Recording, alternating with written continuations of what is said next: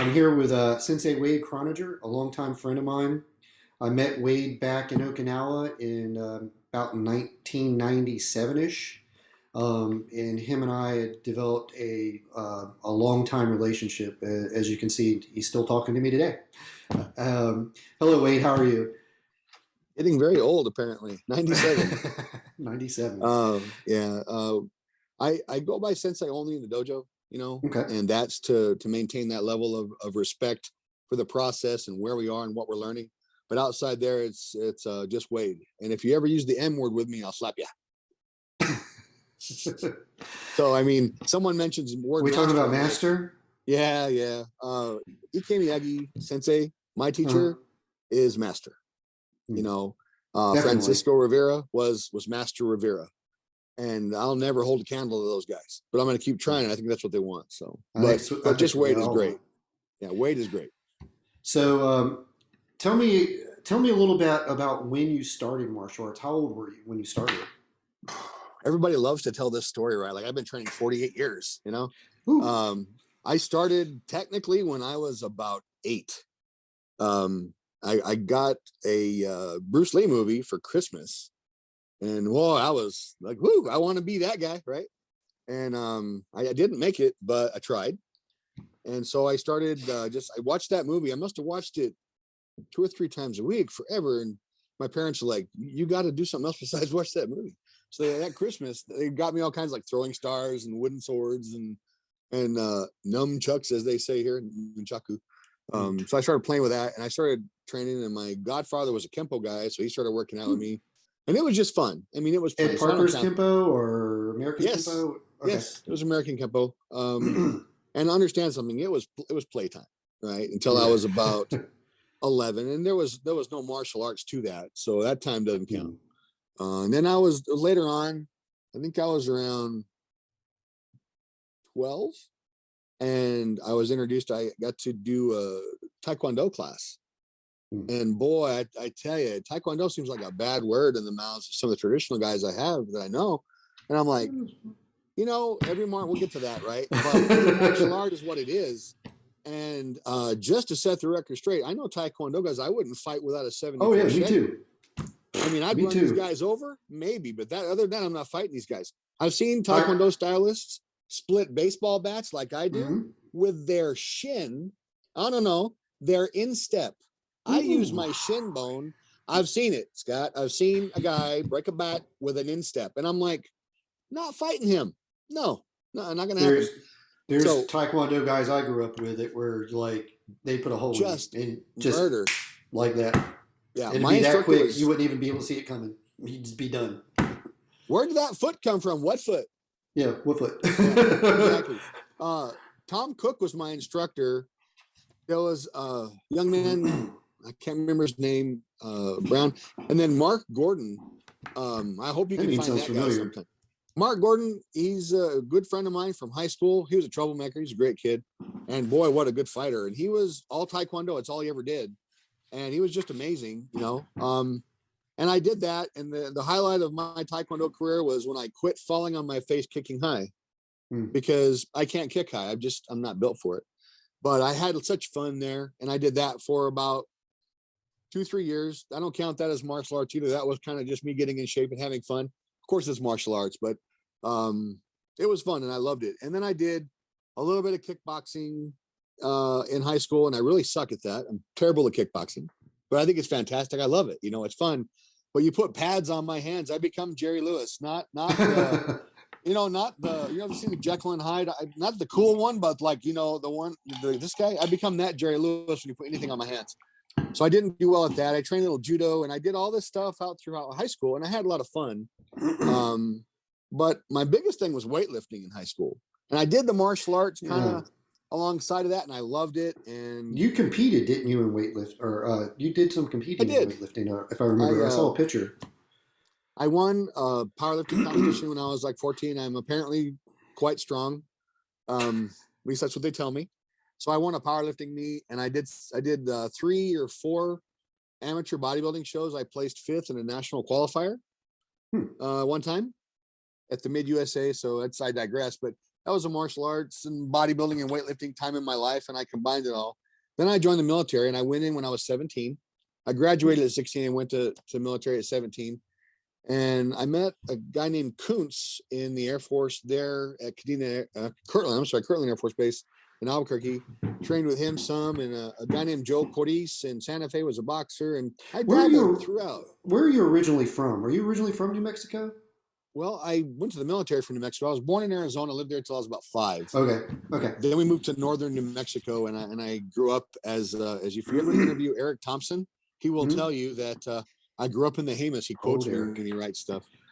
But anyway, so from 8 to 17, I dabbled and I played and I had a lot of fun. And then this little fat guy named Kuntz in the Air Force just kept kicking the crap out of me. And like I didn't ever learn anything, because a lot of times you know stuff, but you don't know you know it. This guy just kicked the tar out of me. And I'm like, wow, so I suck. But it was fun, because he did something totally different.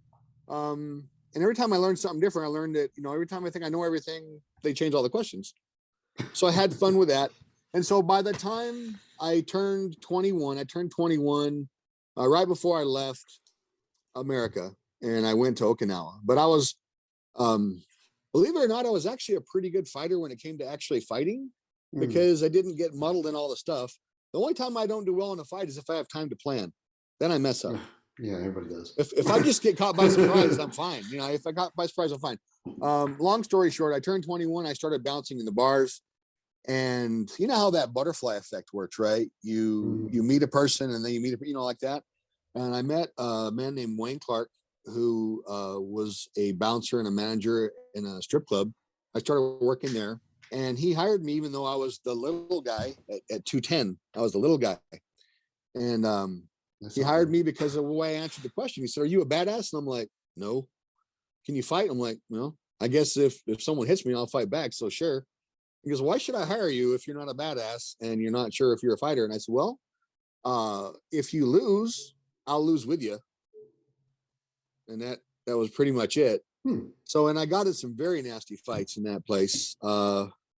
Really started to figure out that a lot of the stuff I learned was great as far as technique, but when you put the rubber on the road, maybe wasn't as effective as I imagined in a quiet, confined, padded floor, padded space, conditions and stuff. And it really started to involve my awareness of that. I remember Wayne and I got in a fight with 2 guys. I'll omit their names for safety here. But they were mechanics in town, well known. They made a lot of money, and they went to all the strip clubs. And I remember kicking this guy in the groin, and he didn't know that he got kicked, and I nailed him. He was on some chemical enhancements, shall we say. So I don't mean to digress and talk about strange stuff. Oh no, you're fine. That's go there. There was this awning, this ramp. So I hid behind a pole after I kicked this guy because I was scared to death, right? Kick him in the groin, no effect. So I'm like hiding behind this pole, and it was very comical. He went to hit me, and he hit the pole. Didn't even phase the guy. He hit the steel pole. So I'm like, man, punching this guy in the nose, punching him in the stomach, cracking his ribs is going to do absolutely zero. If I don't stop this guy from breathing, if I don't keep him from being able to see me or being able to mobilize, I'm dead.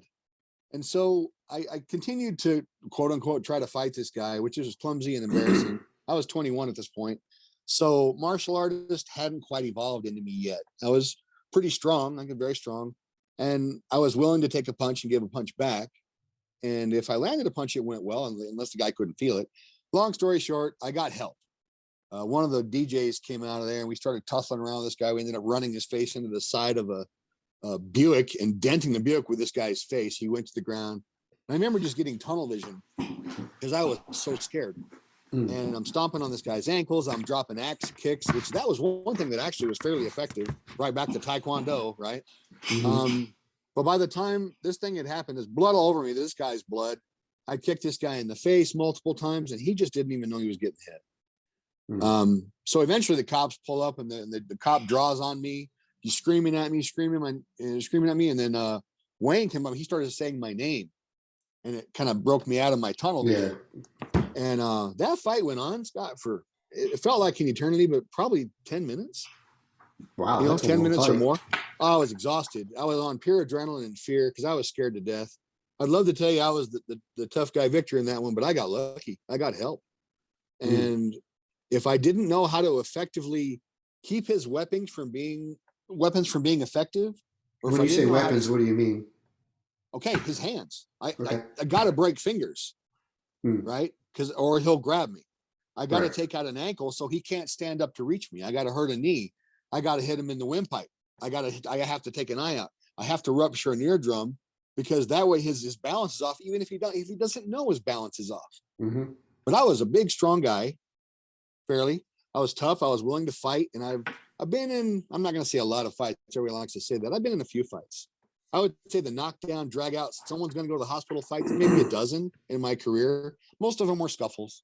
But I learned that day kind of deep inside my guts that, wow, you know, if they're quote on something, or if they're just tougher than you, you know, a punch to the nose, those things aren't going to work.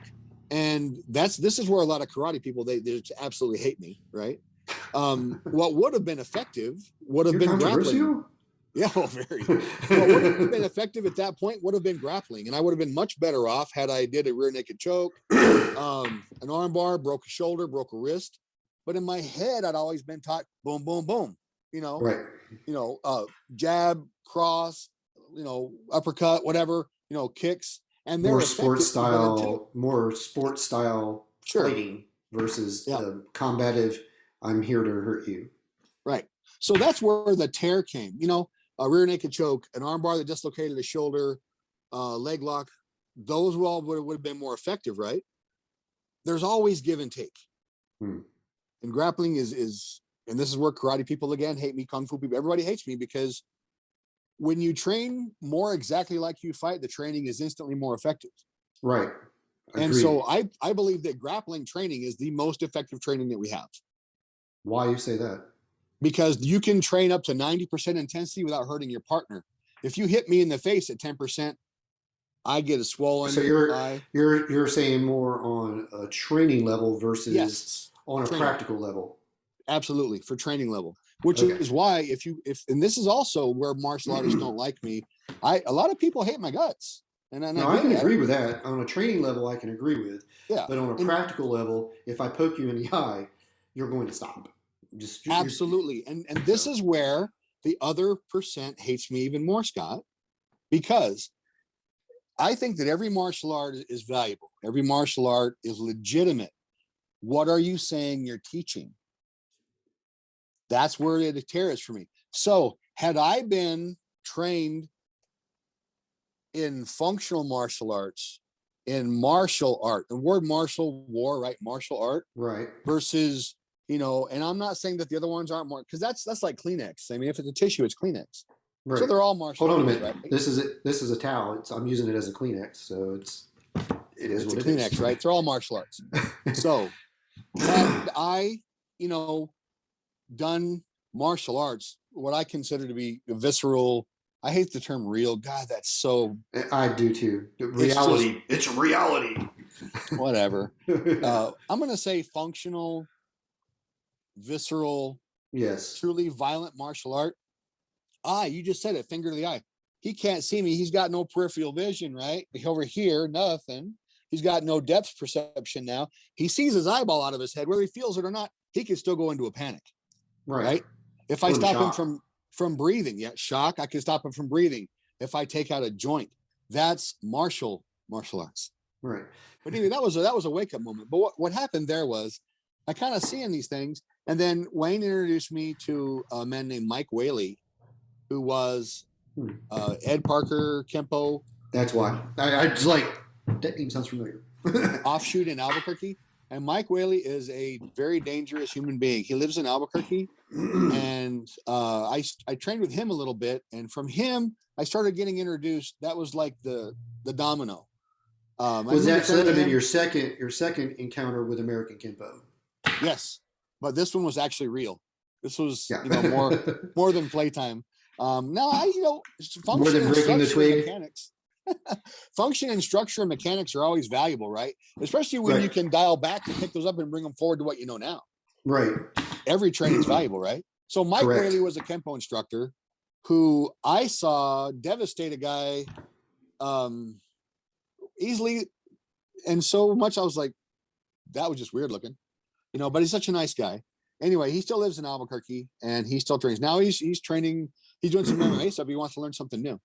And I applaud him for it because we're getting older and he's doing something new. It's always nice to know something new because none of us know it all. Lengthen your line. It's none of us know it all. No one ever will know it all. Right. I think it's great. Anyway, so he introduced me to the Kempo school in Rio Rancho where I met Lynn Yarmer. Lynn Yarmer was my Kempo teacher, the first one that ever put a black belt on me. And I met him in 90. Wow. Okay. And I knew him for years and years. He passed away a few years ago from cancer. Oh, wow. But he was an amazing man. He had the fastest hands of any human I've ever seen. Faster than Frank Sifu, faster than Ikemiyagi, faster than you, brother. Faster than Ikemiyagi? Faster. He had the fastest hands of any. You're way faster than I am, right? And I've worked with some fast people. Yeah, I've worked with some fast people, but he was blinded to speed. And the thing is, he was a street fighter. He was, God forgive me talking about the dead, but Lynn was a tough guy from the word go before he ever entered a dojo. And let's say he never shied away from a fight, right? But then he started training in Kempo, and he was a badass, Scott. He was a badass.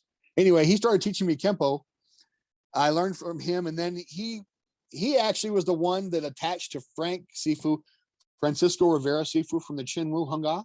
Hunga is he was which I can't say right, but Hungar. That's me, Hungar.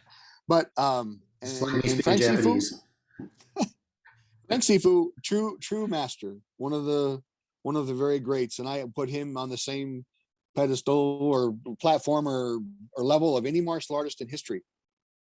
He was the most deadly man I have ever seen in person, and I'll tell you more about that why later, right? But anyway, so Mike introduced me to Lynn. I started training with Kempo before I left, and then I got to meet Frank Sifu when I came back because I left in December of 90. But Lynn, you left Okinawa and no, I left the States in 90. Oh, going to Japan. Going to Okinawa. I went to Okinawa in 1990. Right. I left on December 1st, arrived on the 3rd. I never got to see December 2nd in 90. It was anyway, long story. I was. So here we are with Wayne Clark to Mike Whaley to Lynn Yarmer. And then I moved to Okinawa. And then we would trade videos back and forth. I got to Okinawa. I met a man named Hiroshi Takamiyagi Sensei, who taught Shurite, which in my opinion is where the Shorin-ryu system kind of is based. It's from Shuri. It's northern. We call it in Okinawan styles. We have a northern Okinawan systems and southern Okinawan systems. That's not geography. That's the northern style that I call the Shuri system came from northern Chinese martial arts. Okay, that's your Shorin-ryu, your Shurite, like that. And then you have the southern, which is going to be your Nahate, your Goju-ryu, your Uechi-ryu, Pangai-nun. Those are the southern styles. I believe, this is my opinion, you need to talk to Joe Swift about the facts because that guy knows it all. If you want to have some scholarly information on karate, Mario McKenna, Joe Swift, the two #1 resources in the entire world. I don't care who tells you what, they're the best. Anyway, so I learned from him, and that was it came from the northern Chinese systems. It was Shurite. And then Takamiyagi Sensei traveled to the Philippines, and he trained with the Gocho-kun guys there. Gocho, it's 5 ancestor fist. Okay, yeah. And he combined in his dojo the Shurite and the Gocho-kun. And that man he's passed away, God rest his soul. He was just an amazing martial artist. And I studied in his dojo for about 2 years. And he was very mad when I left because I refused to test. Well, I don't care about belts. I never have. But what I eventually learned is belt rank is not for the student, it's for the teacher. That allows the teacher to say, that is my success. That's my product.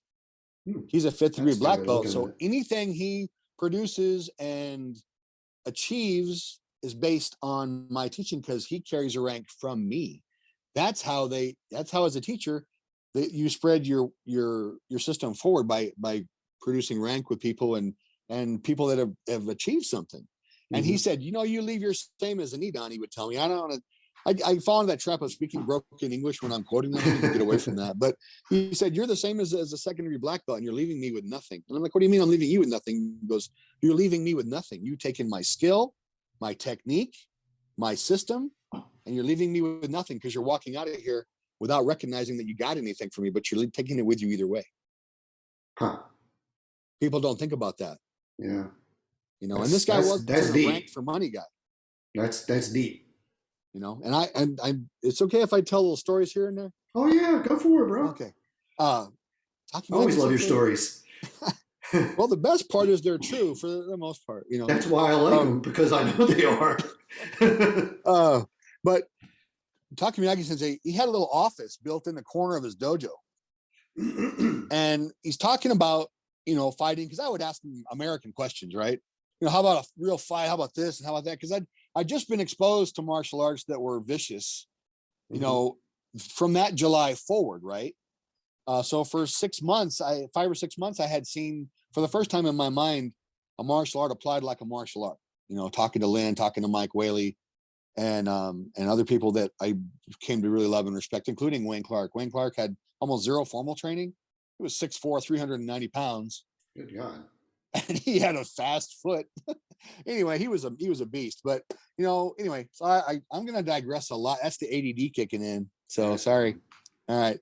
Anyway, so Takemiyagi Sensei, I would ask him questions and he would give me a demonstration. I'll tell you about when I met him. But right now, I said, well, so why is it this or that? And he goes, you demonstrate power. I'm like, what do you mean? He goes, demonstrate power. And he had this little office built in the corner, right, with wood, like a trim wood, like a 1x6 nailed to another post. Dude, he split that board nailed to the surface of another board. Holy crap. Yeah. I was like, yeah, okay. Yeah. Demonstrate power. Good. I'm going to go train now because I don't want that thing getting, I've got the demonstration. We're clear. We're good. So, and this was if you looked at him, very unassuming, not well built, kind of a little pot belly, not any musculature to identify. He took a close look at his wrists, right? His wrists, and little area around here. That's where you can always tell him. Mm-hmm. Anyway, but he split that thing and I was like, damn, my question is answered. I'm good. I'm good. Went back to training. So what I would do is I would film in his dojo and I would, with his son, we would train on weekends and I would record stuff. And then I would send that to Lynn on video. And then Lynn would break it apart and break it down and show me what it was. And then he would do that. Said, try this, practice this. So I would go and practice that. Now I would go back to Takemiyagi Sensei and look what I can do. And then I would take that and I would get this and I would take it back to Lynn. So Lynn would break it down. And I'm sure Lynn was working with Frank Sifu, right? So I'm getting this collective of these great minds above me. And I'm pulling stuff from all these people trying to gather information.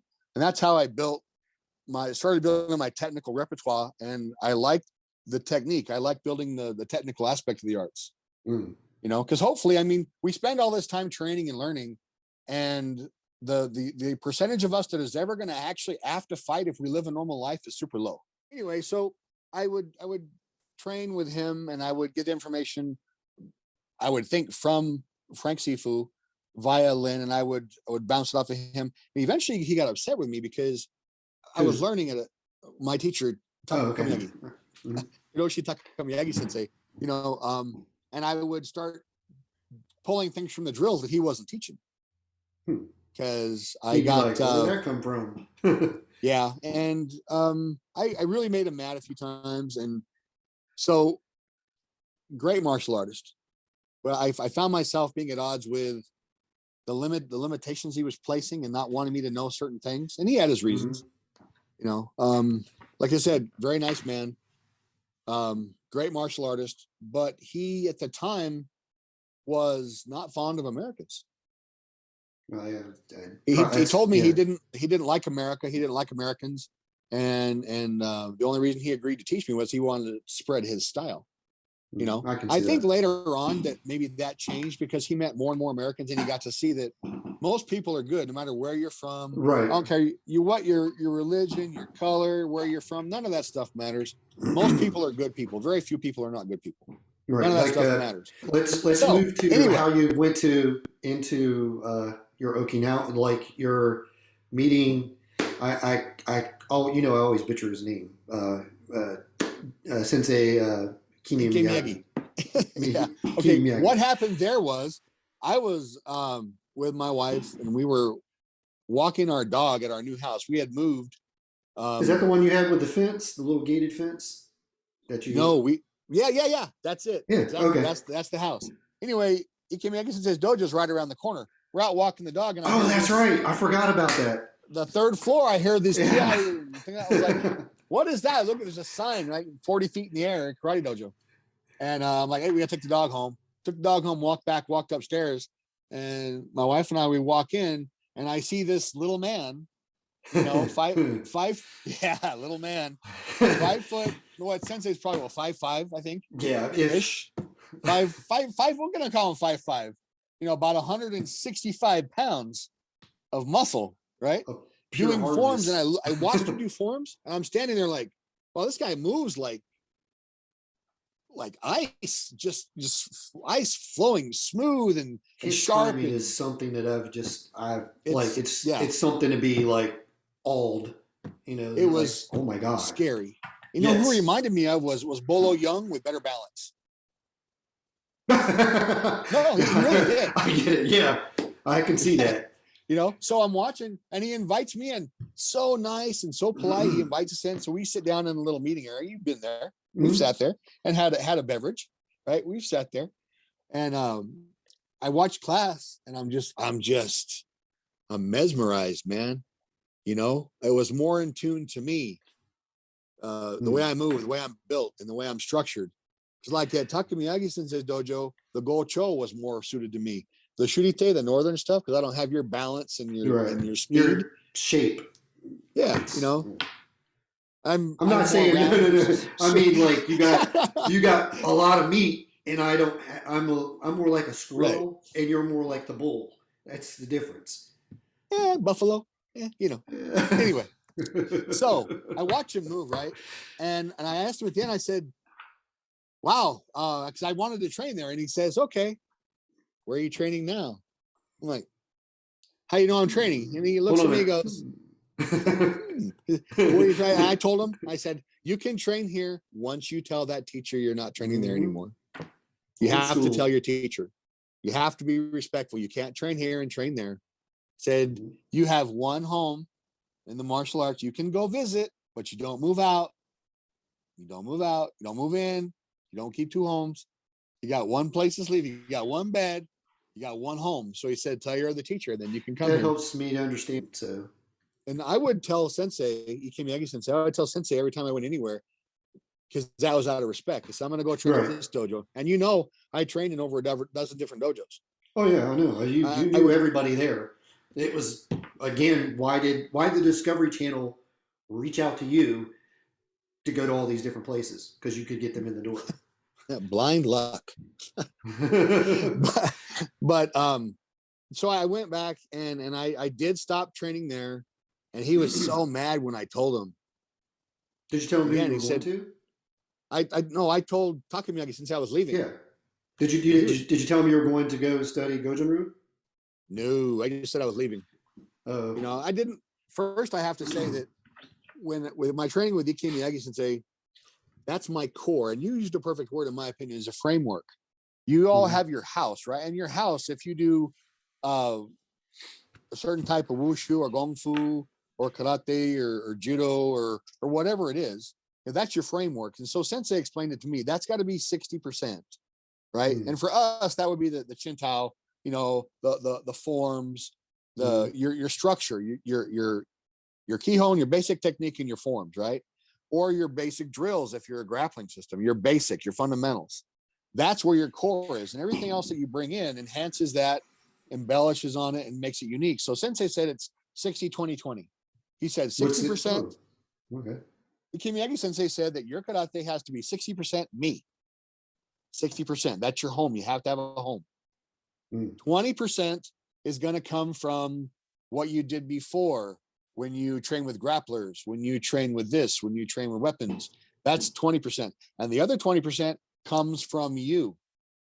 Are you tall? Are you skinny? Are you fat? Do you have vision problems? Do you have a balance issue? Do you have things like that? So it's 60, 20, 20. And I've always believed that he was spot on. I've never heard that before. That's good. I like that. That's what Ikemiyagi Sensei taught me. And like with me, I don't know if you remember, I almost died in 17. You mentioned it. I vaguely remember, but I do remember you telling me. I had sepsis, systemic, and I almost lost my left leg, and my right leg was getting bad. And if they didn't stop it, it would have killed me. Was it from an accident? A disease. Okay. I inherited a disease biologically. Okay. And so I've had 4 surgeries. They removed all the veins from my legs. I remember. Yeah, I have permanent nerve damage now. I don't have any balance anymore. My balance is gone. So you've been training under Ikemiyagi Sensei. Am I saying it right? Ikemiyagi Sensei. His first name is Masaaki, and last name is Ikemiyagi. Yeah, Ikemiyagi Sensei. You trained under him for several years. By the time I met you, you'd been probably 10 years or maybe 8 years or so. I started with him in May of 92. Okay, so that had been April 92. I met him and I quit. I wasn't even a core yet. Yeah, and so I guess I was only about a year and a half with Ikemiyagi Sensei, because May of 92 is when I moved over to Ikemiyagi Sensei Dojo. I met him in April, and I started there in May after I quit my old dojo. So you were 6 years-ish. Six years when I met you, because I met you in 90, 97, 98, somewhere around there. Because I'd been out of the Corps for maybe a year or so, because I was working for the military car sales at the time. So okay, that's when I met you. How Discovery Channel found you, how that kind of transpired. I think it's interesting because I don't know the whole backstory. I know a little bit, but not a whole. Well, I'd been training with Ikemiyagi Sensei for a while at that point. And for the life of me, I'm having a hard time remembering who. Someone sent them to me, someone stateside that was working with them on the production, gave them my contact. And forgive me, because I just don't. I've been hitting the head a lot, you know that, and no pads, right? No pads, headshots. I've seen you get hit in the head over time. But so they reached out to me, and for the life of me, I can't remember the exact contact, but they talked to me and they asked me questions, and I just told them the truth. I didn't pull any punches. They said, who do you think we should talk to there? And first thing I was at my teacher, I said, because I'm nobody. I said, I'm solid in what I have because of him. But if you're looking at the source, I'm a great student and I'm a good martial artist, but the teacher, you want to go to the source. So I gave them Ikemiyagi Sensei's name. And then, of course, Uechi-ryu, I gave him Shinjo Kiyohide Sensei, because he's probably one of the most powerful karateka or martial artists on the planet. And from my little view of the world, amazingly powerful man. And he would get mad at me and probably hit me again like he did last time I saw him. He's got a good heart. He's got a gentle heart, but he is staunch when it comes to karate and martial arts. No bullshit. They asked me, so I said, go to here, go to there, go to there. And they did a little offshoot. I think they also talked to a really nice man. I think it was Ron Nix. Does weapons and Shoenryu family training there. They didn't have time to go to everybody, but they went to really quality people. And they did the Uechi-ryu with Shinjo Sensei, and they did Ikemiyagi Sensei Dojo, and I think they got some very good information. And they put out some really just solid info and demonstration of technique. It's a great show for people to watch. I think it is too. It highlights some of the, for me being over there, top dudes, top karate guys. You being one of them. So I thought that was very, to me and to the viewers. I just want to say that Wade is one of those guys. He's the silent guy in the background you never see or never hear about, but he's the guy you want to know. He just is. Thank you. I appreciate that. Wade is also, and I'll put the video up once I edit this. Wade broke a Louisville Slugger that he went and purchased from the PX, which is made from ash, not a breaking bat, and cracked it. It took him a couple times, but it cracked it. And most people that do the breaking, they'll kick it with their shins. Very few will actually do it with their forearm. And Wade did it with his forearm, and that's one of the most impressive things I've ever seen in what we call true. I'm breaking something. So imagine that being your neck. He's contacting that particular strike with. It's not going to be a good day for the person. So let's just do some comparisons of what we see today, compared from Okinawa training of karate to the karate we see here in the United States. What are some of the things you can tell me about that, and on the traditional aspect, and the differences and why those differences exist? You know what I'm going to do to you? I'm going to tell you a story. Of course. Okay. If you watch the Discovery Channel special, Sensei talks about the moment that my karate training with him changed. Because you have to understand that a karate sensei, in my mind, a Gong Fu sensei, a Wing Chun sensei, whoever it is, whatever dojo, whatever training is, they're going to aim their training what they think that student needs, what that student wants. And if those things don't mesh, they don't train there. That's just how it happens. Unless it's a money mill, right? Then they just feed you and then you get money. That's it. So Sensei asked me, because he had my wife go to the dojo and talk with us to translate, because my Japanese is it's so. But he asked her to come to the training because I always did things differently, and I was always doing extra stuff, and I was always doing the conditioning and the weightlifting and the makiwara and pounding on things. And he says, what does Wade want to do? Because it seems like he has this idea, right? And I asked, so I asked my wife to translate, and I said, tell him this: I want karate. I don't want sport. I don't want tournament. I don't want trophies. I want to be a killer. No, I did. I said, I tell him I want to be a killer. And that's what I want. That's what I've always wanted. And she looked at me and she's like, you mean to say that? I'm like, yeah, I want you to say that. I want to be a killer. She told him. He smiled. He laughed.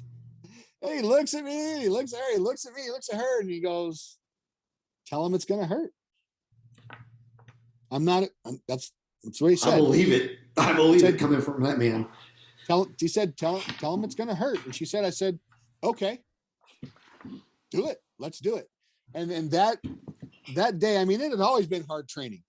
It had always been rough. And I think I learned great technique. And like we talked about, mechanics, structure, foundation, movement, all that translates 20 years later when you pick up the right tool, right? You see the right thing. Oh, I mean, I can do that with this. I've been driving nails with this monkey wrench, but now I can turn a bolt. Yeah. Okay. So the next training session, I was expecting full punches to the face and this other stuff, which happened, right? But not the way I thought. He said, we're going to work first kata. I'm like, huh? I thought I was going to be a killer. What's this first? I mean, the kids kata, the little H pattern kata, right? Oh, really? Wow. In every system at first. So I'm doing my kata, and I think I look okay, for a fat guy, right? So they say, I'm fat. I say, well, you know what they say about a fat old tiger? It's a tiger, right? Anyway, sorry. I'm sorry. He eats.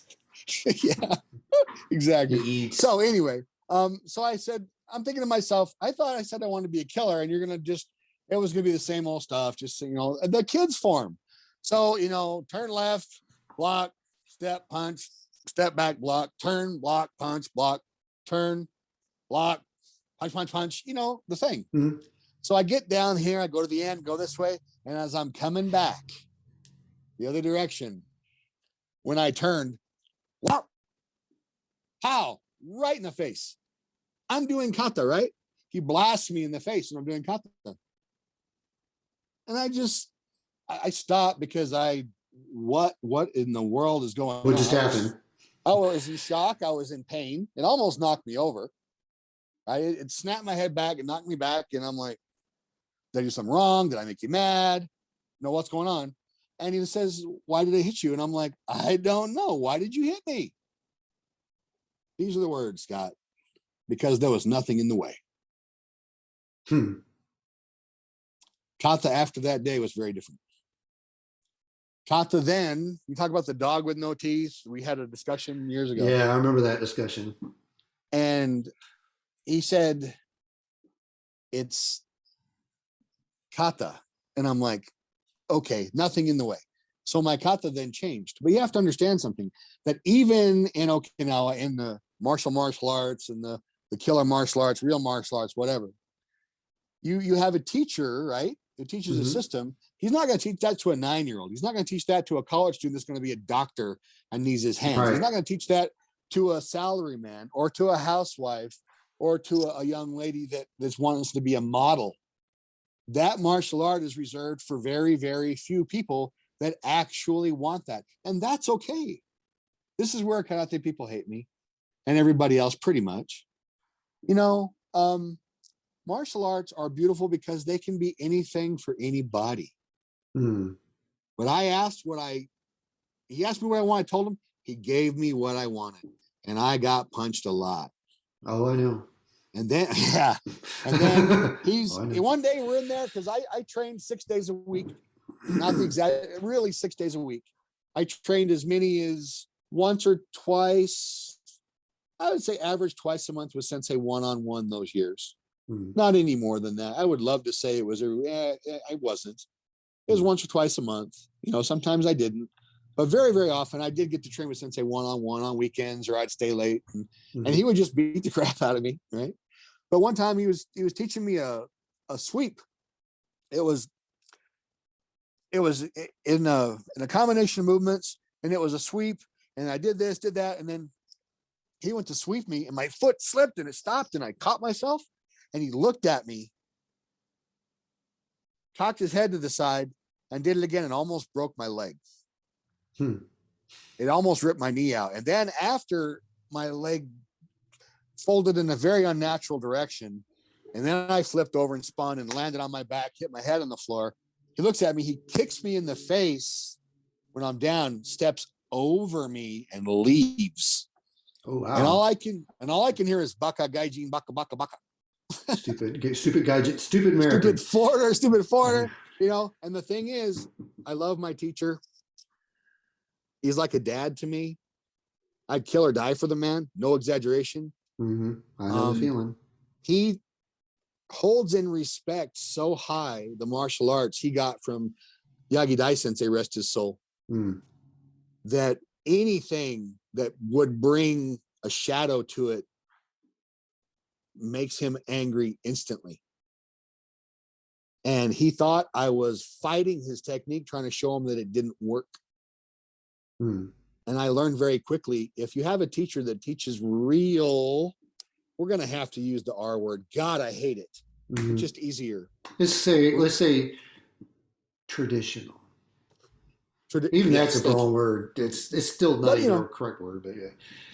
Yeah, and there's so many. You can say the old ways, the ancient ways, the original ways, blah, blah, blah. Martial arts, the real deal, okay?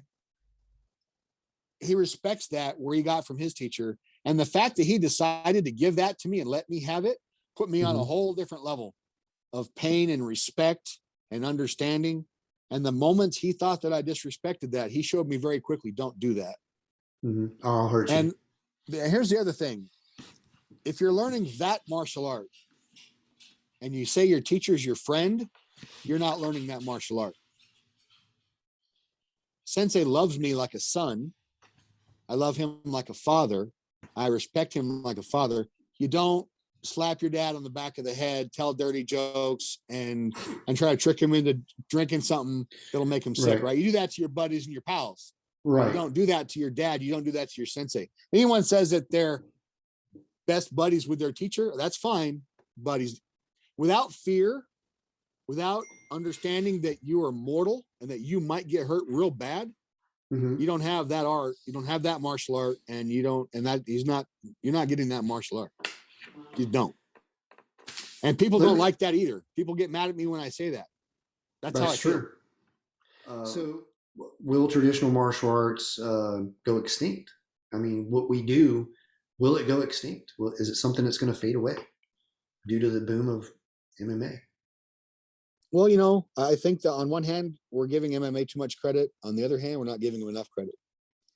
I think that it's not MMA's fault because I respect what they do. Right, and I do, and I get that. That's what I really do. So can I preface this not with a story, but with a collective idea?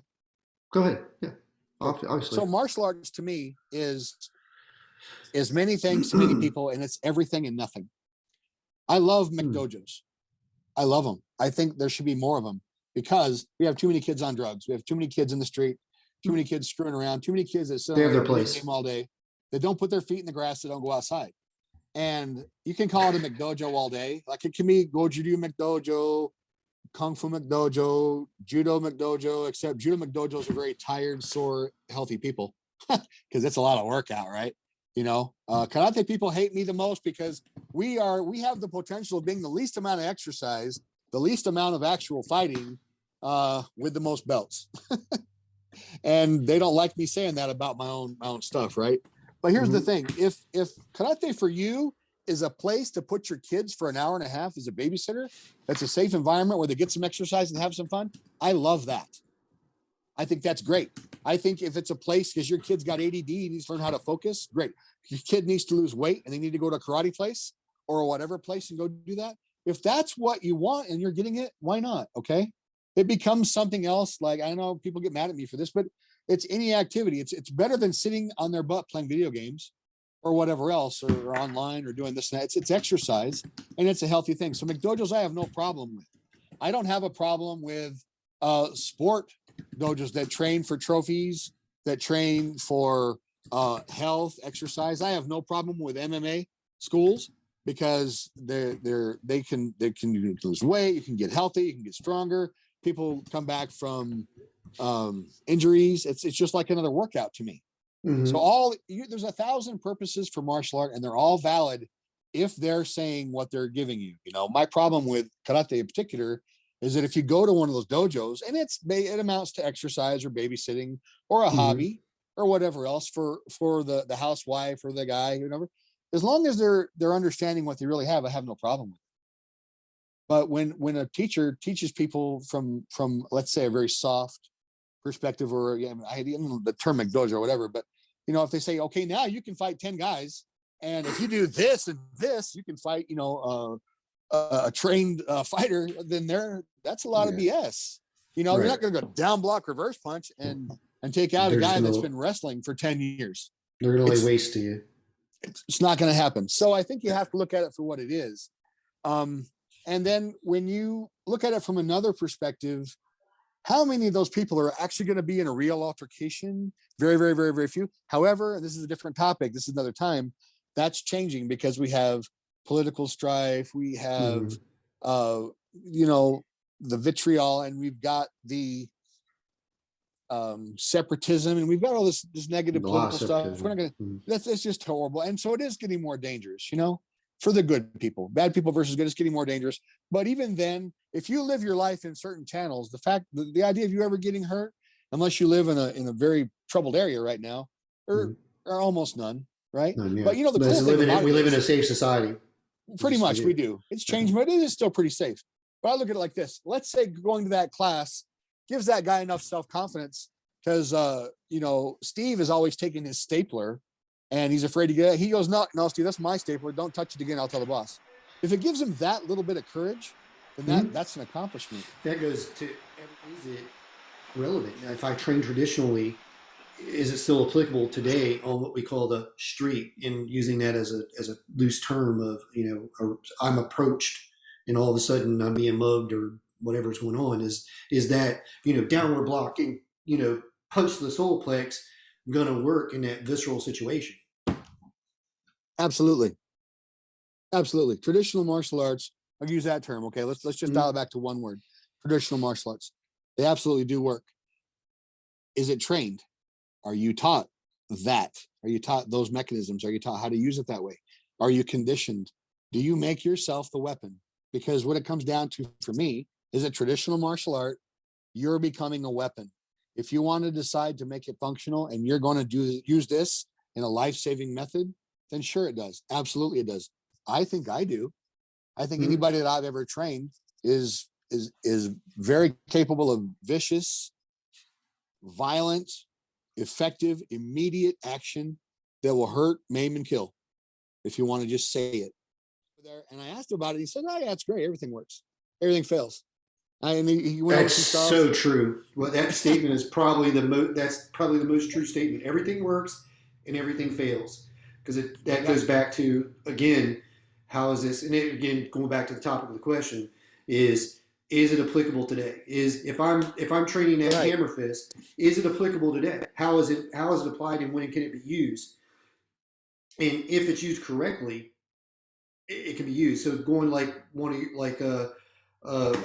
the techniques in katas that you do, one of the ones I remember the most because it's similar to an arm break we do in the Kao Shao Fan Zi, is you're doing something like that, and then you go into like a block downward. Yeah, if I remember correctly, and so being able to apply something like that in a today's in a modern type, and again, it's not even modern because a punch is a punch.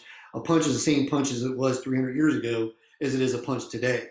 It's just, how we're delivering it, who's delivering it, and, what hodgepodge or amalgamation of martial arts they train. And do you know what it does? Do you know what it does? Right. Okay. So I'm recording this. You take a style that had, like, let's say when it first started, only had like maybe one form, and then maybe developed a second kata and maybe a third kata, and that's all it had for many years in its feudal time and its feudal state. And then now all of a sudden you go 100 years into the future where we are today, and that form now, that style has 10 katas and 15 weapons and all this shit, and you're like, how did we get there? And that's going back to that thing of where it's in a safe society, we got time to, wax and wane and, invent and come up with different stuff and whether it works or not. But then we go back to that root. When we look at Bushinkai, it had, 3 techniques in one form, because they took those 3 techniques and learned how to use them 50 different ways. Like Bruce Lee said, I don't fear the dude that knows 1,000 kicks. I fear the dude that knows 1 kick and has practiced 1,000 times. And that's what I believe the traditional martial arts was. I trained over and over again, hammer fist, hammer fist, hammer fist, hammer fist. And I've done it over and over again. But damn it, you come at me, you're going to get fucking hammer fist. And it's going to hurt, because I know how to apply it 500 different ways, because I've practiced it 5,000 times. That one same technique. Thing, Scott, same thing here. Same thing here. I do back fist, back fist, back fist, back fist, over and over. And you know what? I have talked about that and worked out with my teachers and those similar things. If you look at a champion wrestler, there are 3 techniques. Yeah. Any Olympic champion, he has a sit out, a reverse, and a takedown. Yeah. Everything else is one of those techniques. Butter. And everything else gets to one of those techniques. Everything else. That because it has so many draws to it, it's very, very popular. And I think that people that have gone to it that don't know anything about the actual traditional martial arts, I think that when you have something that's your livelihood, you have something that is the moneymaker, and it is what it is, they're going to promote that, because that's what they do. Like if a person stars in a commercial, they may not drive the Chevy. They're going to be in the commercial for the Chevy, though. Mm-hmm. Right. And I'm not saying anything bad about anyone. I mean, life is life. Right. I think, though, that in a real conversation, that any fighter that understands a finger to the eye, a broken finger, those things, I'm going to bite you. I'm going to tear your groin. I'm going to put, if there's a soft spot, I'm going to put something in it of any part of mine that'll fit. Right.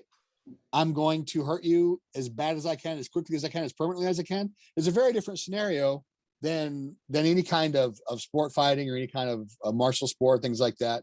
So when I boil it down, everything is respectable as long as you're presenting it honestly for what it is. Correct. And that's I think that point.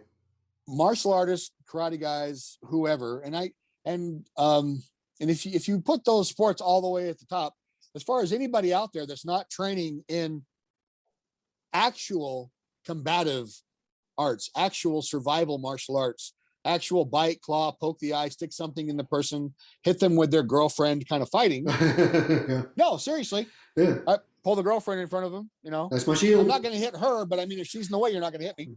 Right. So, I mean, we're talking survival. If you separate that, that's me, right? That's me. I don't care about trophies. I don't care about money, obviously, because I don't have any, right? I don't care about that fame. I keep a very small dojo, and I'll talk about that in a second. I think if you separate me, you separate us.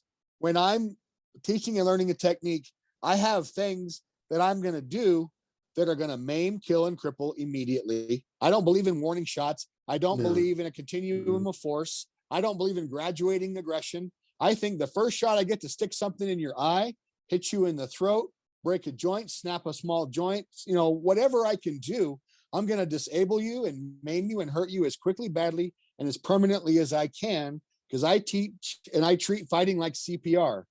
You continue until the guy dies, help comes, or you're exhausted. So that being said, I'm a very respectful person, and I don't want to hurt anybody. But if someone makes me at this point, it's going to be immediate and it's going to be decisive and conclusive. So I'm not an athlete. This goes into exactly where I want to go into the next I can't fight for a half hour. Right. So when we look at how truly taught, how about that? Truly taught traditional martial arts.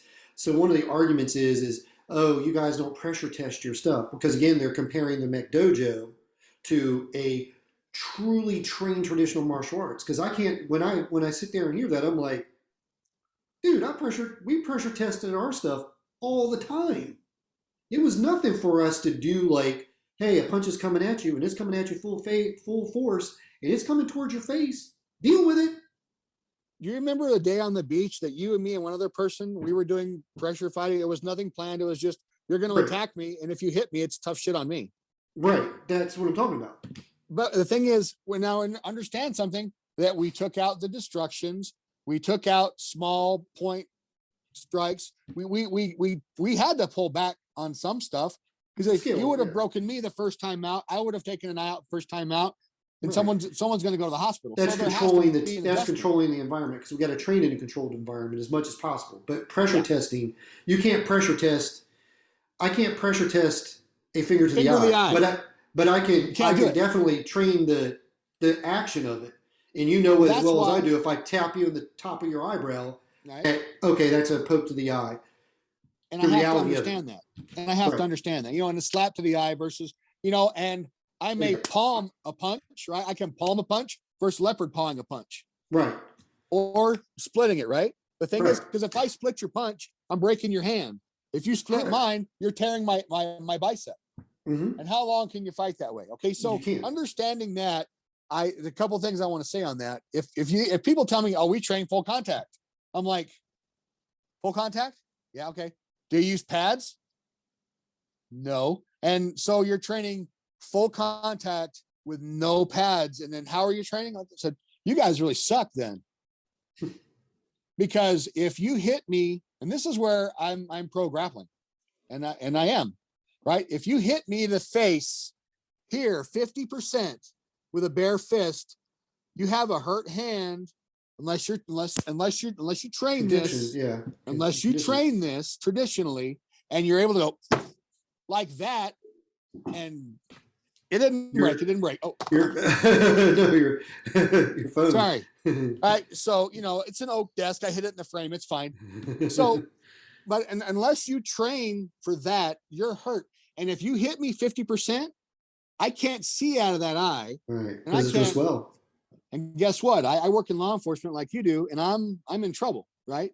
Mm-hmm. Now, how did you get hurt? I mean, can you even go on the job? Yeah, you can't go to the field today. You can't see out of one eye. So there's where I think that people need to train grappling. They need to train it hard. You need to understand, because you can apply their techniques 95% going full out. You get great exercise, great interaction, and they can train it almost full force without hurting each other. There's a distinct advantage in the training. Right. And that's So, and again, and you know what? all things. And that's why in the world, okay, I'm not talking potential, I'm not talking us, I'm talking in the world, they're so damn effective. They're effective because that training is so, it's on the money. It's like it's going to happen, and they'll do it. Judo guys, that's why Frank sent me to the judo school. I'm not discounting what we do, Scott. I'm not. I think though that there are very few of us, and this is why I don't want it to die, because what we do is real, it's visceral, it's vital, it's functional, and it kills people. How many people want that? If I'm going to fight someone that's a trained athlete, understand, I am 5'9", 285. Okay. Yeah, I've splintered baseball bats. I can hit with pretty good. Remember those games we used to play down at the seawall and stuff? You know, the little punching games and all that? Yeah. You know, and I can probably hit pretty good with the next guy, you know, so I can punch and all that stuff. You know, so a punch is a punch and a kick is a kick and all that. But the thing is, I'm not conditioned to fight for a half hour. So when that punch comes at me, I'm breaking a finger. I'm sticking something in your eye. I'm going to grab and tear part of your face. If I can find even just an ear, if I shove a finger in your ear hard enough to rupture your eardrum and cause blood, if I can sink a first knuckle of my finger into your eye sockets and put you in shock and snap those little bones so the blood runs down inside your sinus cavity, if I can unhinge your jaw, if I can do all those things, I am going to F you up as quickly and as badly as I can with no remorse. If you're going to touch me, you're going to be sorry, because it's not going to happen the way you think it's going to happen. And that's combat, right? So, you know, they're different animals. But for someone that does that side, that is the ultimate expression of non-combat martial arts, to just badmouth the traditionalists on the surface, that's where I don't like it. That's where it's a lie. That's where it's not true. But, you know, the only way to find that out is to end up in the hospital, in a grave, or in a jail cell. Right. Because here's the thing. I don't do this for ego. I don't do it for money. And I still teach people. And, you know, I teach a lot of people that, you know, my average student is a 5th or 6th degree black belt from somewhere else. Law enforcement, high-speed military. I have trained military people for many, many years now. I trained a young man who was going to Iraq. And he came back and he said that the training that he did with me saved his life. Because he went to the bathroom one night. He's in his untied combat boots, boxers, wife beater, and dog tags is all he had on him. He's going to latrine. There was an insurgent in the camp. He met him, and the guy had a knife. And my student survived, and that guy didn't. That guy died. And he told me, he said, if you didn't train me the way you trained me, I wouldn't be here. Because of the pressure. That's my whole thing. A true traditional martial arts school will pressure. They pressure test. We do. And I think that's what's not being really put out there that we do. Not. My opinion, you know, I think if someone, let's say they're training in an MMA dojo and they're accomplished and they're good, they've got, you know, they call it stand up, right? Hands and feet. Right. If they wear shoes, they don't kick. If they don't wear shoes, they kick. I mean, it's functional, you know, and they train really hard and they have good techniques and they're great with the grappling. So in the big world, their survivability, functionality, let's say, with an attack, with a mugging, whatever, is probably at the very top of the non-martial martial arts, because they're broadly skilled, they're conditioned athletes, they're not afraid to take a hit, they're not afraid to punch. They're tough guys. They're extremely tough athletes, you know, and they're pretty viable in street fights, because, you know, you and I see it all the time on the job. Right. So I'm not taking anything away from them. What angers me is when they take it away from us on face value, and it doesn't work, because I know it works, because I use what I use in those same fights. I work in law enforcement. I stopped the attack in the prison, you know, and I've done all these different things in my life where I've fought people with weapons. I've fought multiple people, and I've used what I've done, training the way that I train, and it comes down to it. And then I don't spar. I never have, because Sensei said, you know, the way I teach you, you're not allowed to spar. I said, because I'm not going to have you putting people in the hospital on accident. And I'm not, That you know, that goes to the line of thought that I was just because you're taking me there. it's a different animal. It's just a Right. different, it's a different thing. So when you look at, you remember you asked me to you had heard that I had a heavy punch, and you'd asked me to hit you, and then Yeah. and then when I hit you the first time, we'll get into that in a second. But But you were nice though. You were nice. I wasn't trying to be nice the first time. I just realized you knew Iron Body and was like, okay, I'll get you, buddy. The second one, you said you're never hitting me again. I'm like, I thought so. But Well, that was anyway. that Faji shit. So that's where I go back to the one punch one kill type thing. And Shaka Zulu in The Warrior Within, he goes, I hate martial arts movies. I'm paraphrasing it. It's been a long time since I've seen the movie or the documentary. And he goes, because I promise you that when I hit somebody, they're not going to bounce back like a rubber ball, like they do in the movies. And that's the same with you. I'm gonna hit you one or two times. One, we're not fighting with pads on, like in real. When I say the real, I'm walking down the street and somebody accosts me and it turns into a situation. There's no pads. There's no safeties. There's none of that safety there. So because the way we train as traditional martial artists, when I hit you, you're not going to bounce back like a rubber ball. So that ideology that I've got to train for a 3-minute round, 5-minute round, whatever it is, for 3 rounds, 5 rounds, 10 rounds, whatever it may be, doesn't exist. I'm going to hit you 1 or 2 times, and this fight should be done. And if it's not, I need to step back and regroup and go, okay, what's going on here? This shit's something. I need to come at this a different way. Let's pick up the trash can lid and smack this dude over the head with it and see if that stops. Sure. Go ahead. I'm sorry. Another part about that, Marcus Friend, my student, hits harder than I do. He does. He's a 2-time national champion wrestler. Mm-hmm. And he used to bench press 500 pounds. And he trained with me for many years. Really? I know he's a big dude. Yeah, But he was a monster. When I met him, he was like, he was yoked. And Ricky brought him to me and said, I want to train with you. And I looked at him and went, why? For what reason do you want to train with anybody? Just, squish him like a bug. But he came and trained, and he worked with me on the grappling because he was, again, 2-time national champion wrestler, honest to God. And so what we did was we just put all the extra bulging teeth into his wrestling, and now he's just vicious, right? Didn't he do some MMA? He sure did. He did. Yeah, I think he did. I remember. And I've trained many MMA fighters because I love what they do. When I say MMA, he fought in a he did. He fought professionally, amateurly type thing. The cage fighting, they called it cage fighting back in my day. Now they don't call it that anymore. Yeah.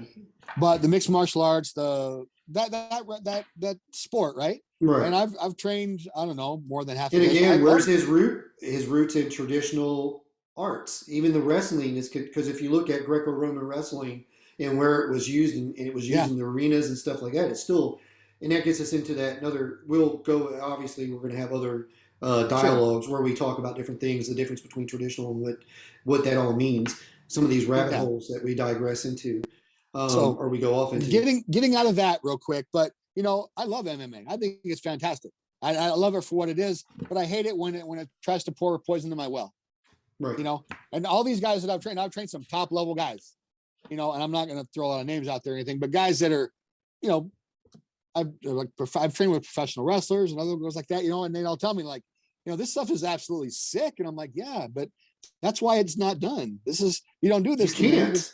You can't do what we do. Feed his family in a sport. So, let's say this guy on the street that comes to get you and you dig into him. He doesn't feel it. The next one's got to be to his ear, take his equilibrium, throat, something. Yeah. You got to filter him, septum. You got to hit him under the arm, shut the nervous system down. And guys like Dr. Gary Allen, combing, right? Combing, that would cheat, combing with the combing, the brushing. Okay, yeah. He's a chiropractor.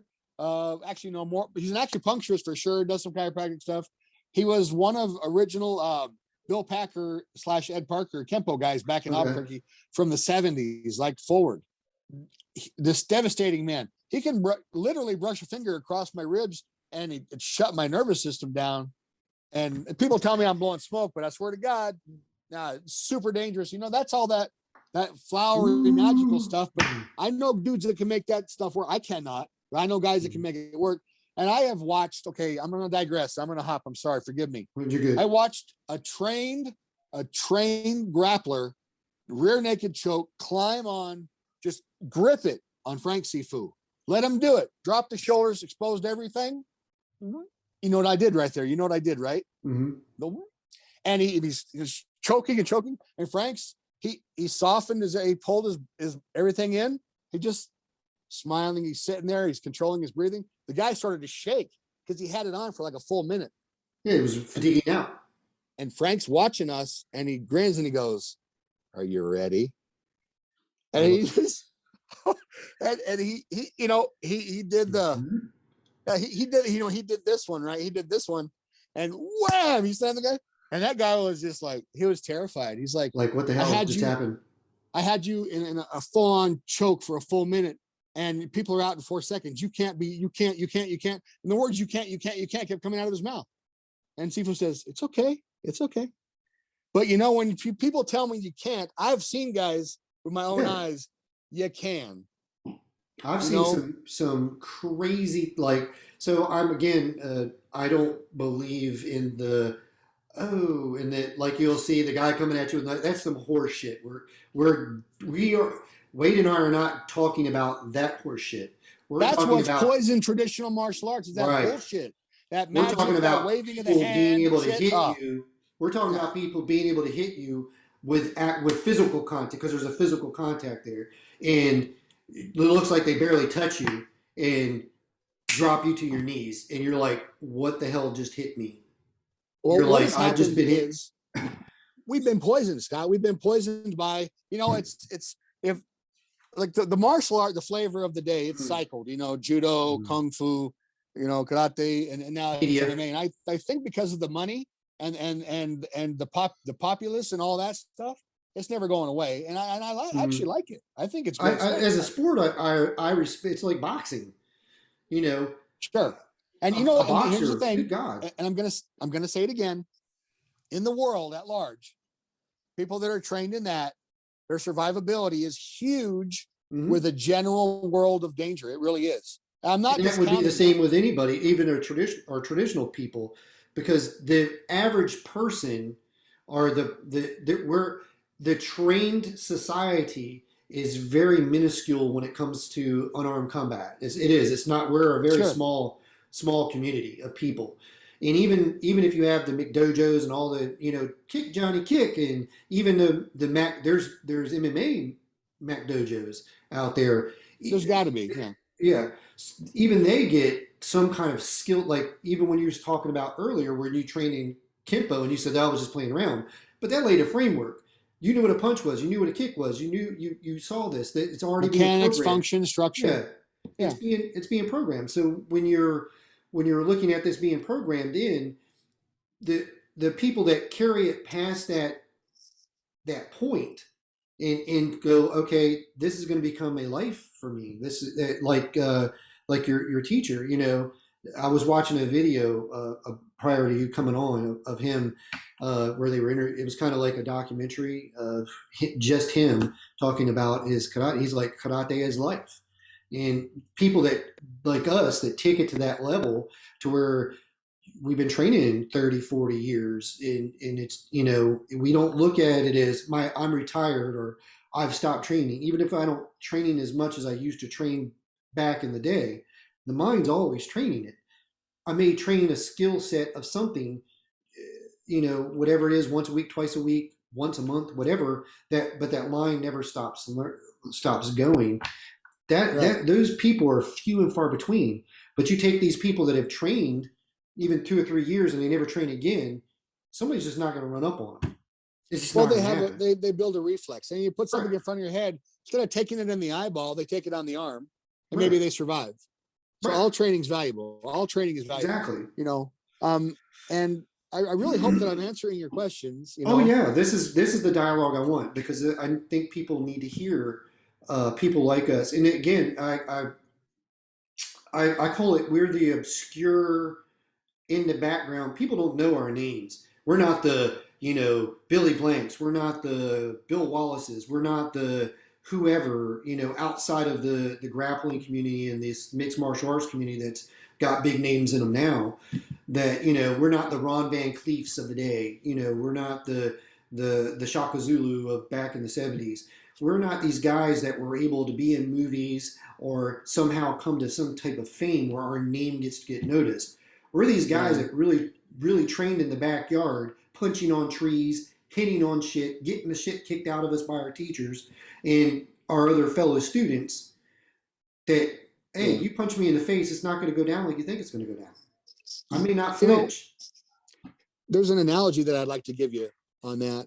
If you put mittens on a surgeon, you're not going to get very far as him helping you, right?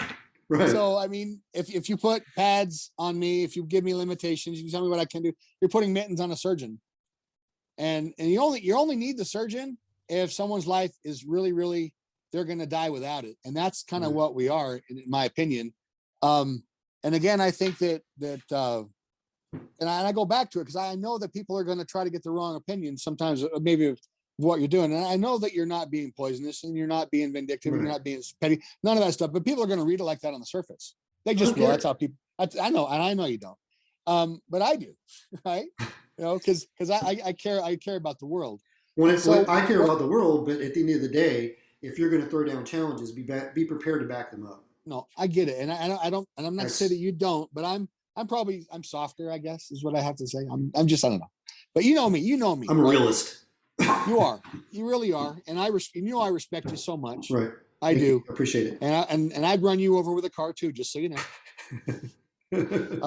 So when I look at that, I really believe that what they have is valuable, and that it's going to be popular forever, and that it is functional, it is viable, and it works. But and at the same time, when they come to me and they say, well, what you do doesn't work, I look at them and I say, well, I'm not going to kill you to prove it. And the thing is, I've had many people from that environment come to me and train, and I've actually had a lot of challengers end up being my students. Yeah, that's how it always happens. Oh, okay, come on, you do what you do, I'll do what I do, and we'll just see what happens. We'll play it out. And I'm getting older now, so I'm not as capable as I once was. Well, I remember when Nick came back to the dojo, because the first night when Nick came to the school, he's made, he's awesome, right? Yeah. He was like a 4th or 5th degree black belt in Tang Sudo or something, kickboxing. Oh yeah, I forgot about that. Yeah. Really strong, really fast, all these things. I said, well, just train with us for a night and see if you like it. And he couldn't close his hands at the end of the night. He could barely walk. His legs cramped up kicking me, because he kicked me so hard that I think his feet stopped working. He had a hard night, and he's all bruised up and he couldn't move his hands. And so he told a friend about it. His friend said, oh, that's all BS. And that's just that fat guy, right? So when he came back with his friend, and I said, look, I'm busy. We're trying to get class going. So why don't you two fight me real quick, and then we'll get going with class. And that's back when I was stupid, right? And he goes, yeah, sure. So I mean, but I didn't do any bone splintering, I didn't do any fingers to the eye, but and you know what I did when you hit I knew what he's coming in, and I didn't want to hurt Nick. I didn't want to hurt his friend either, but his friend just came out full blast. So I floured the hand, and then I think I collapsed his leg. I just dropped one on, and then I think I came down, and if you watch this one, I think this and this with Nick, so I wouldn't hurt him. Anyway, so the guy's on the ground and he's angry, and I said, so do you want to train here or not? And Nick's like, hell yeah, and his friend's like, this is bullshit. And I'm like, well, okay. But you're going to go, right? So we can train. So, so it is what it is, and it does what it does. And that's it. I love what I do. The thing is, you know what? Not everybody needs a surgeon. Not everybody wants to be a surgeon. Right. But I don't want to see what we do die. There's a very small part of the population, especially professionals, that want to explore and develop and preserve and learn what we do. Because what I do isn't very pretty. but I'm really good at it. Right. And so that would bring me to one of the other points is if you look at the evolution of the cage fighting, UFC, that kind of stuff today, most of the fights are not even won by grappling anymore because they realize one, uh, grappling with somebody uses a lot of freaking energy. I'm fighting for 5 minutes. How many rounds do I have to go? So I think it dominated the scene in the beginning because you had a lot of these martial artists that never trained in grappling. They lived in their box, their karate box, but now they have to go and fight in this box where they're not allowed to do 70% of the techniques they train, and they get grappled to the ground and they're like, oh shit, I can't put his eye out because that's what I would do if I'm on the ground grappling with you. I can't bite you. Oh, you've got to get nasty in a hurry or you're done. Right. And so I think that, but when we look at the evolution of this, that you got, and I'm being on the modest end of 70% or more of all UFC fights are won by a knockout or ground and pound. They're not being won by a choke, a rear naked choke, an arm bar. They're just not. And I've watched them. I've sat there and watched, and you got dudes doing crazy shit, running and jumping up off of the side of the cage, and then kicking the dude in the head. And everybody's like, "Oh, high kicks don't work. That doesn't work." He just did some shit that they do in the movies that worked in the cage. Yeah, this shit don't work. If you get hit in the head, you get hit in the head. I don't care how. Right. It's like, you've got one dude. So it's the two black guys. I guess it just happened. I don't know. I watched the. I don't like watching the whole fights. I like watching the clips because I want to get to the meat. I don't like to watch all the back and forth stuff. So I like watching a lot more of the clips of the UFC stuff. And so the dude did a side kick and he trapped it. Hold on, that's a traditional trap. Wait a minute, that shit don't work. Okay, well, I digress on that. So the guy uses the balance just like we would train in traditional martial arts. Uses it as pressure because the guy's pulling up.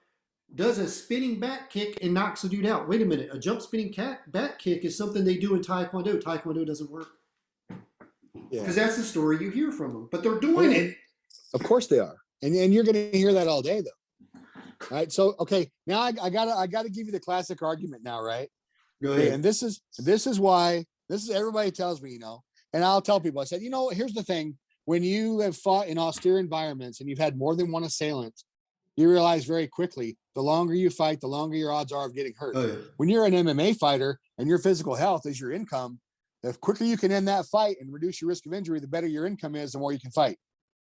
That's one. That goes back to the grappling too. Yes, it does.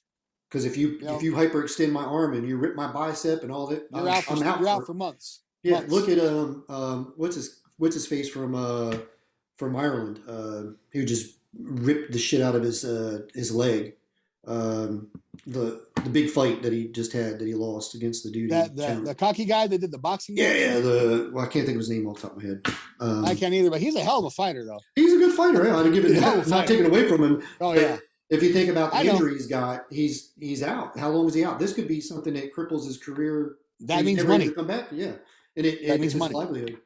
So see, that's one point. My other point is, and this is where then I go back to everybody hates me. McGregor. The only reason you go to the ground in a fight. McGregor. Yeah, there you go. And I'm Irish, so I'm a fan, right? So here's the thing, though. If you go to the ground, that means something has failed in the fight. Right. I'm sorry. Or something's happened that's caused you to have to go there. There's been a failure because you ended up on the ground. Because when I've had fights with multiple assailants, if you lock up with somebody, their friends are hurting you. Okay. So now, but you know what? The flip side of that argument is where the karate people hate me again. I tell them, you have to be prepared for grappling because if someone locks up with you, you're useless. And if you can't get away, you're useless. And if someone locks you up and you don't know how to deal with grappling, you're screwed. You're done. And they fight that, they train it, they're strong, they're conditioned, and they do that shit like it's clockwork, and they're badass at it.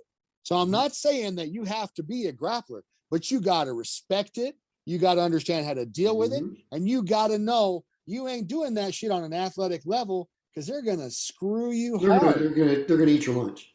You're done. If you can't deal with them on a vicious, malicious, immediate, intentful way, they're going to eat your lunch every day. Mhm. And they will kick your ass over and over and over because you got to hurt them to win. You're not going to win them in a passive way. Oh, I punched you. Oh, I'll be good. I got you in a wrist lock. My ass. They're not going to stop. First thing I'm doing is I'm snapping a finger. Yeah. If I get your joint, attention quickly, I'm gonna. There's. You want to see my wrist lock? You know my wrist lock? That's my wrist lock, and you know that's how I do it, right? Because this is gonna go. That finger's going in the eye. That's coming here, and I'm gonna keep doing it until I'm exhausted. But I'm gonna hit him as long as he's not hitting me. Right.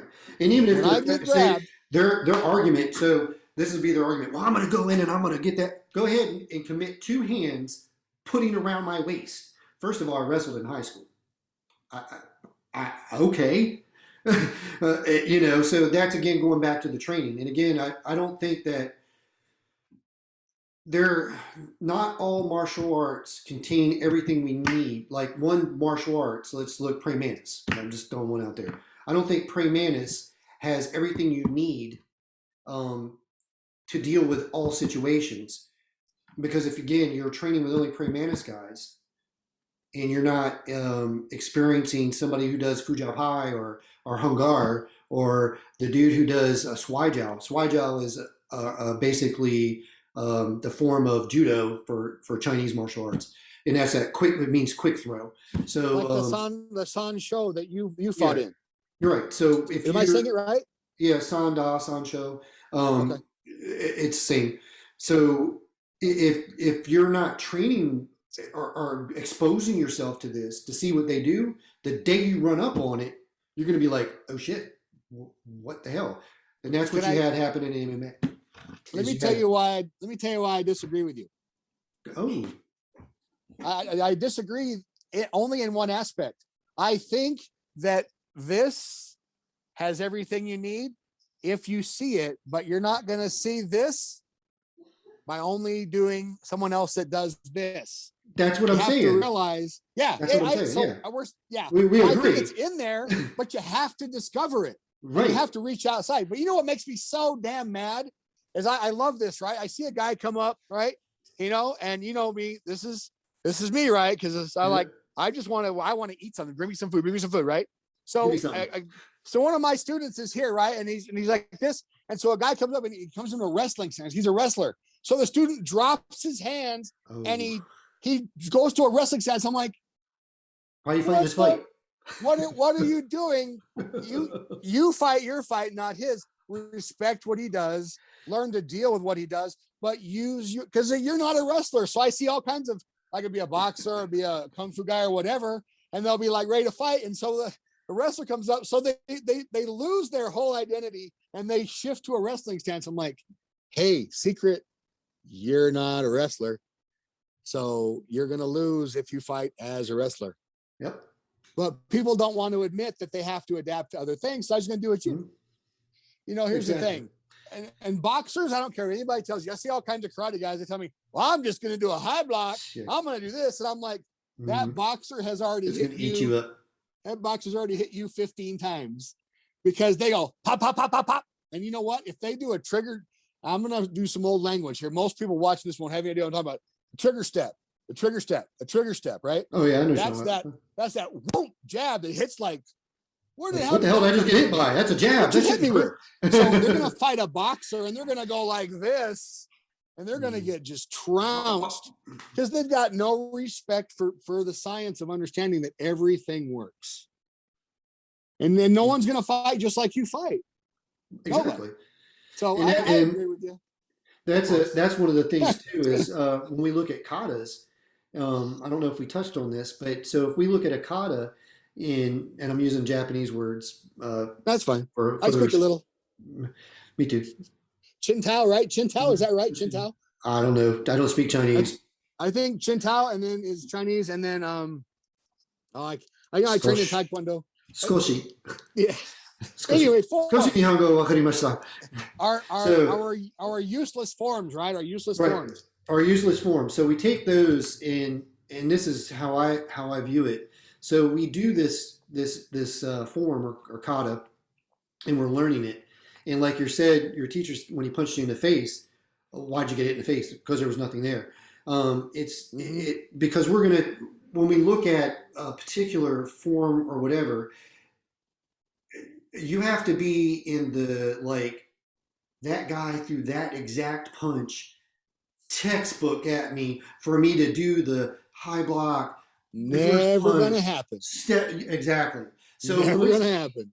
so it's not training when we're training these katas. This is what the non traditional MMA guy because they're training katas. They don't realize it, but they are because you're using a live person to train the technique. It's just techniques. Yeah. Techniques. So the technique of so we look at that. I'm standing here, and somebody all of a sudden comes up and tries to grab me from this side, and all of a sudden I step back and I do that downward block to their bladder, right? Because that's what I've trained to do. But I understand that this isn't necessarily a block. It can be an attack to the bladder, and then all of a sudden, because now they've got their arms around me and it weakens that, and I've scooped up now that other arm, and now that's coming to the chin. Where is it? Where have I seen this? Well, this is in our forms. Sure. What is this? Yeah. You've seen people do this. What is that? Okay, well, there's that circular motion. I've hit you, gave me that 1 second that I need. Like, oh shit, this isn't going down like I thought it was going to go down. Because you surprised me, and my mind is trained so much for that mental training. The mind doesn't understand the difference between reality and what I was thinking or what I was training. So it automatically goes to that because that's what I see to do out of that peripheral vision, that visceral reaction, that, that quick reaction. And then I scoop up, I hit towards that chin, I'm I'm laying hate and discontent because I'm not stopping. And you can't stop. And that's where the katas, they're not meant to be viewed in the sense that, it's block down, punch, this and that, every perfect technique. You're taught it from that because we got to give you that foundation like we talked about for that house, right? So we give you that, and then we move on up. Would you agree with that? That's I agree 100%. And here's something on that.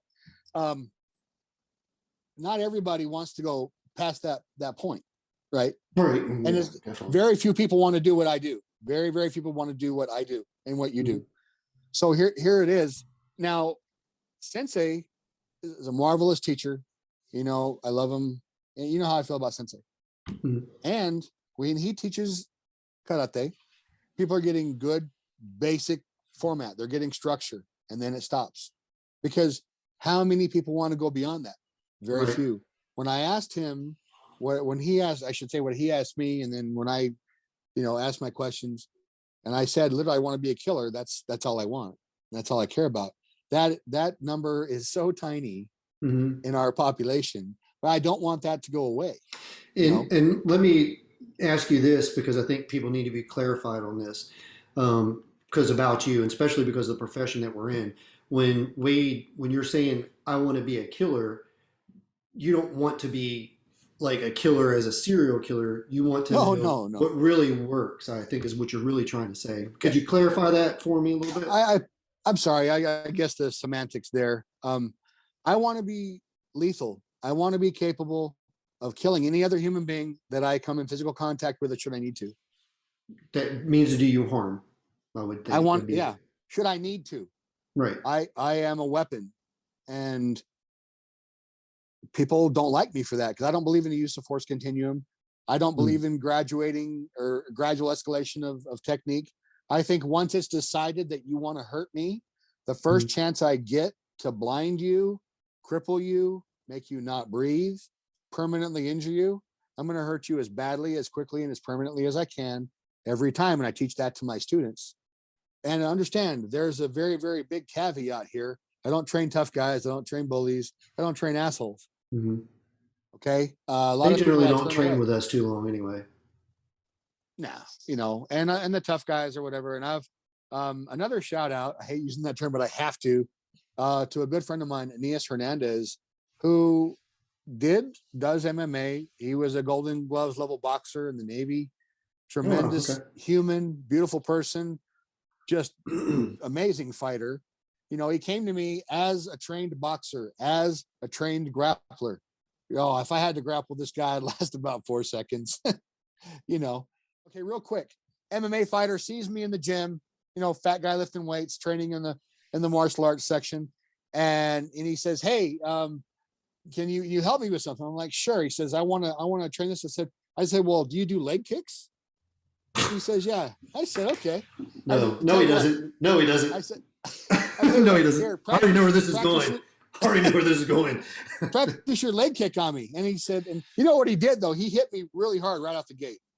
He was trying to drop a bigger guy. I outweigh him. Obviously, I outweigh everybody. But did you ask him if he was okay after he hit you? Well, he got so mad, he was flustered, and he was visibly shaken, and he was angry. He's like, I'm too busy for this, and I just got to go. I'm like, okay. Anyway, so he kicked me about 8 or 9 times, and I think he hurt his leg. And I understand. I'm sure he did. I wasn't trying to. For the record, for the viewers, when I was training with Wade, one of the other injuries I sustained that was a bone bruise. Remember that big dark bone bruise that I had that left that dark bruise that wouldn't go away for like years on Wade's leg. Just saying.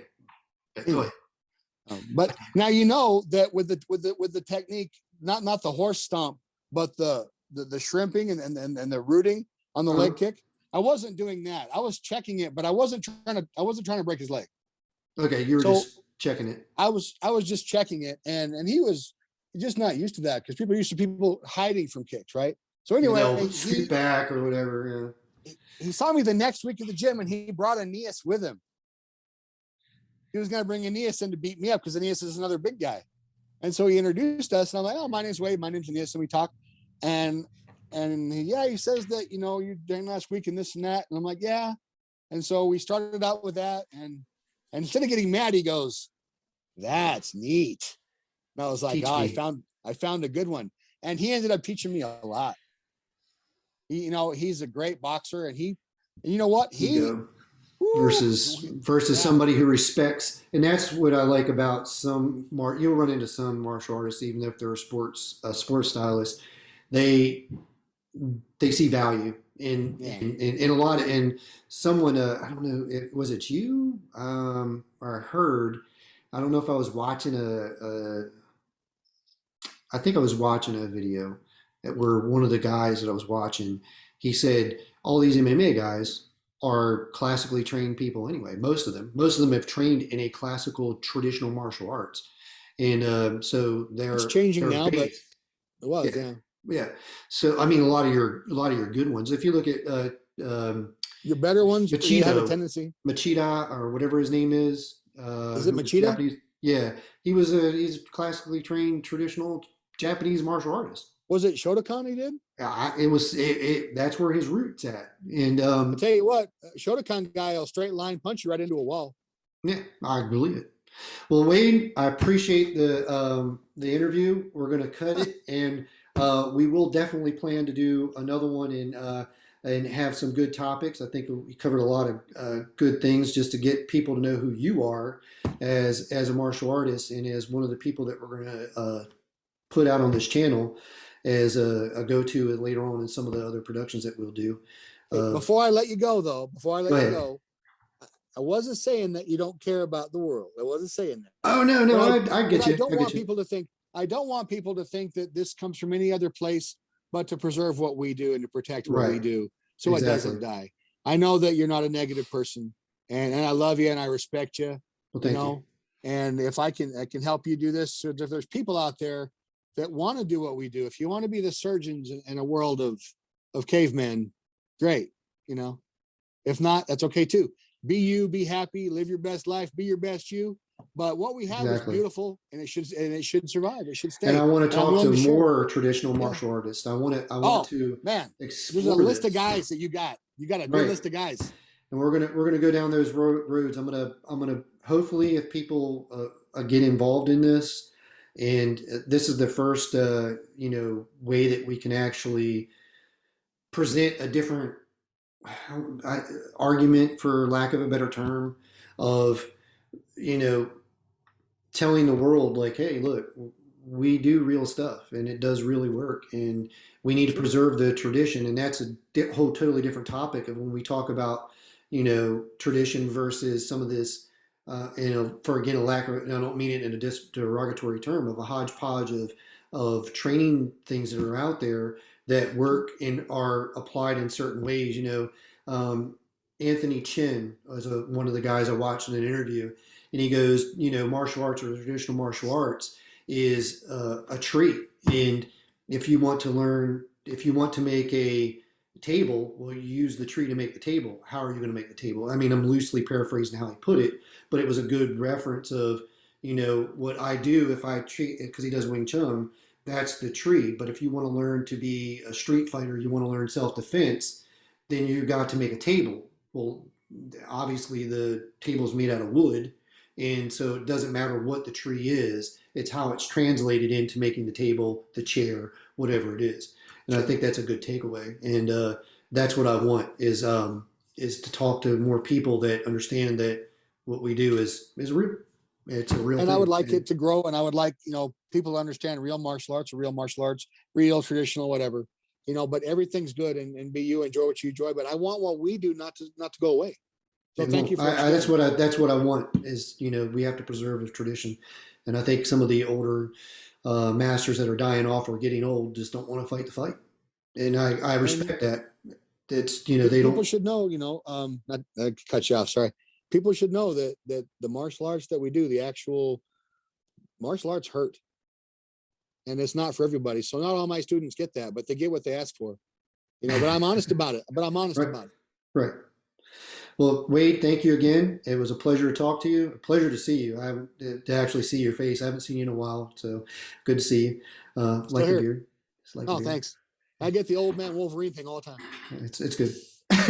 Well, thank you, Wade. I'll holler at you again, and we'll get some Right. other people involved. Have a good day, bud. Take care, my friend. You too. Bye bye. Bye bye.